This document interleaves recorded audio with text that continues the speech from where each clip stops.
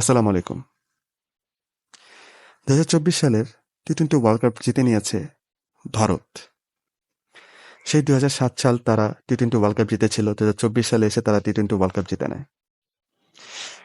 এর মধ্যে অনেক মানুষ ক্রিটিসাইজ করে তারা কাপ জিততে পারে না কেন ইন্টারন্যাশনাল। 2013 সালের পর তারা লাস্ট চ্যাম্পিয়ন্স ট্রফি জিতেছিল 2013 সালে। এরপর অনেক মানুষ ক্রিটিসাইজ করে তারা কাপ জিততে পারে না, সেমিফাইনাল উঠে ফাইনালে উঠে। কিন্তু তারা 2024 সালে এসে দেখিয়ে দিয়েছে তারা কাপ জিতে নিতে পারে। কাপ জিতে নিতে পারে কি ছিনে নিতে পারে। কারণ সাউথ আফ্রিকা যে পজিশনে ছিল, যে অবস্থায় ছিল, ইন্ডিয়ার কোনো সাপোর্টারই চিন্তাই করতে পারে না যে এই ম্যাচ ইন্ডিয়া জিততে পারে। তারা বুঝিয়ে দিয়েছে তারা কিভাবে একটা ম্যাচ ছিনিয়ে আনতে পারে নিজের হাতে। সো ম্যাচ জেতার পরেই বিরাট কোহলি এবং রোহিত শর্মা তারা রিটায়ারমেন্টের ঘোষণা দিয়ে দিয়েছে। সো এটা সবার জন্য খুব শকিং মোমেন্ট ছিল যে বিরাট কোহলি এবং রোহিত শর্মা তারা রিটায়ার নিবে। সো যারা যারা রোহিত শর্মার বিরাট দুজনেরই খুব বড় ভক্ত, যেমন আমি তাদের খুব বড় ভক্ত। আমি চেয়েছিলাম তাদের হাতে যেন কাপটা ওঠে, শুধুমাত্র বিরাট কোহলি এবং রোহিত শর্মার হাতে, কারণ তাদের জন্য এই কাপটা। তারা যদি কাপ না নিয়ে রিটায়ারমেন্ট করতো তাহলে তাদের এরা মানাইতো না। সো তারা যখন রাজার মতো বিশ্বকাপটা শেষ করে তারা টি-20 ফরম্যাট থেকে বিদায় নিয়েছে, সেটা absolutely amazing. So Rohit Sharma কখনো নিজের জন্য খেলেনি, সে দেশের জন্য খেলেছে। বিরাট কোহলি কখনো নিজের জন্য খেলেনি, সে দেশের জন্য খেলেছে। সে কখনো চিন্তা করেনি যে না এটা কোন টিম, এটা বড় টিম, তো আস্তে আস্তে খেলে আমাদের জিততে হবে। না, রোহিত শর্মা কখনো এটা চিন্তা করেনি। 2023 সালে আমরা যখন ওয়ানডে ওয়ার্ল্ড কাপ দেখেছিলাম, তখনও দেখেছি পাওয়ার প্লেতে তিনি কত ব্যস্ত ছিল রান ওঠানোর জন্য। তিনি কখনো টুকটাক 1 বল 2 বল টুকটাক করে রান নিয়ে খেলেনি। তিনি 4 ছক্কা মেরে ম্যাচের রান অনেক বড় করে দিয়েছে। এরপরে হাল ধরতে হচ্ছে কি বিরাট কোহলি। সে তো মাস্টার ক্লাস ব্যাটসম্যান, আমরা সবাই জানি। তিনি হচ্ছে আমাদের সচিন টেন্ডুলকারের রেকর্ড ভেঙে দিয়েছে এই ওয়ার্ল্ড কাপে, ওয়ানডে ওয়ার্ল্ড কাপে। সো তার অবদান আর রোহিত শর্মার অবদান কতটুকু একটা ম্যাচের মধ্যে থাকে সেটা আমরা সবাই দেখি, সেটা আমরা সবাই জানি। রোহিত শর্মা 2000 লাস্ট যে আইপিএলটা ছিল, সেই আইপিএল এর মুম্বাই ইন্ডিয়ান্সের ক্যাপ্টেন থেকে সরে দাঁড়িয়েছে, বলতে কি তাকে সরানো হয়েছে।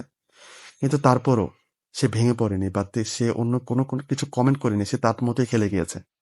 মুম্বাই ইন্ডিয়ান্সে যখন ছিল সে তার মতোই খেলেছে, যখন সে ইন্টারন্যাশনালে খেলে সে তার মতোই খেলে। বিরাট কোহলি সে রয়্যাল চ্যালেঞ্জার ব্যাঙ্গালোর হয়ে কাপ জিততে পারেনি, কিন্তু সে রান করেছে। সে গত আইপিএল এর সর্বোচ্চ রানদাতা ছিল, সে 2023 সালের ওয়ানডে ওয়ার্ল্ড কাপের সর্বোচ্চ রানদাতা ছিল। কিন্তু সে তার রাজত্ব সবসময় করে গিয়েছে। এই অ্যাট লাস্ট এই 2024 সালে এসে টি-20 ওয়ার্ল্ড কাপ জিতে সে সবার মন প্রাণ ভরে দিয়েছে, যারা ইন্ডিয়ান সাপোর্টার ছিল, যারা ইন্ডিয়ানবাসী সবাই। সো এই কাপটা শুধুমাত্র বিরাট কোহলি আর রোহিত শর্মারই।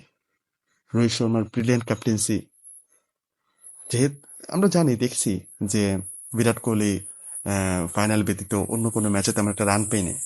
কিন্তু আমরা জানি যারা বিরাট কোহলিকে পছন্দ করি, যারা বিরাট কোহলির খেলা অনুসরণ করি, তারা জানে যে বিরাট কোহলি কামব্যাক করতে বেশি সময় লাগে না। সে এমন এক সময় কামব্যাক করলো যে কামব্যাকটা ছিল শুধুমাত্র ইন্ডিয়ান যে ব্যাটাররা, তারা খুব স্ট্রাগল করছিল। তাদের পাওয়ার প্লেতে 3 উইকেট চলে যায়। এরপরে অক্ষর প্যাটেল আর বিরাট কোহলি রান করতে থাকে। যে 76 রানের যে ইনিংসটা খেলে, সেই ইনিংসটাই একটা বড় ব্যবধান, একটা বড় স্কোর চলে আসে, 176 রানের score. So Virat Kohli comeback করলো ফাইনালে এসে, যেটা খুব দরকার ছিল। রোহিত শর্মা ফ্যান্টাস্টিক ব্যাটিং করেছে পাওয়ার প্লেতে। আমরা যখন অস্ট্রেলিয়া খেলে দেখেছি, অস্ট্রেলিয়াতে সে 90+ ইনিংস খেলেছে। সো রোহিত শর্মা আর হচ্ছে কি বিরাট কোহলি তারা রিটায়ারমেন্টের করার কারণে বিশ্বকাপ বা অন্যান্য যে টি-20 ওয়ার্ল্ড কাপ বা টি-20 ম্যাচ থাকবে, আমরা সবাই খুব মিস করবো তাদের। কারণ তারা হচ্ছে নিজের একটা কনফিডেন্স দেয় মানুষকে। জানা রোহিত শর্মা আছে, বিরাট কোহলি আছে, একটা কনফিডেন্স দেয় প্রত্যেকটা প্লেয়ারকে যে এই ম্যাচটা আমরা জিতবো। সো রাজারা এভাবেই বিদায় নেয়, সে অন্যদেরকে খেলার সুযোগ করে দেয়। হ্যাঁ, ইচ্ছা করলে পারতো রোহিত শর্মা, বিরাট কোহলি তারা নেক্সট ওয়ার্ল্ড কাপ খেলতে। তাদের ওই মনোবল এখনো আছে, তাদের ওই শক্তি এখনো আছে।